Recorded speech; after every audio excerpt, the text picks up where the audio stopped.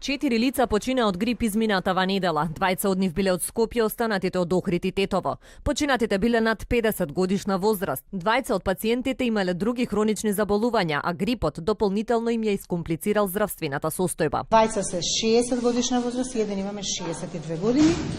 2 од нив се со хронични претходно постоечки состојби, значи со коморбидите, при што најчесто се работи за дијабет, за миокардиопатии, за церебрални инсулти, скршеници и хронична бубрежна инсуфициенција. Во последнава недела регистрирани се над 2000 новозаболени со грип. Бројот на пријавени оваа недела е за околу 30% поголем во споредба со истиот период од лани.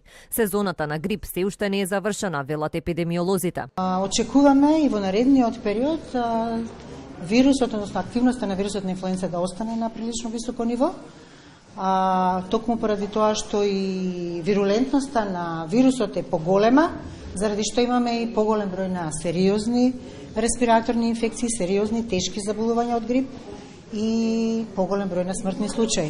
Со последниве 4 смртни случаи за месец и половина вкупно починаа 15 лица од компликации од грипот, а среде сезона на грип лекот Тамифлу го нема во добар дел од скопските аптеки. Телевизија 24 се јави во неколку од каде ни потврдија дека немаат ниту една количина на антивирусната терапија.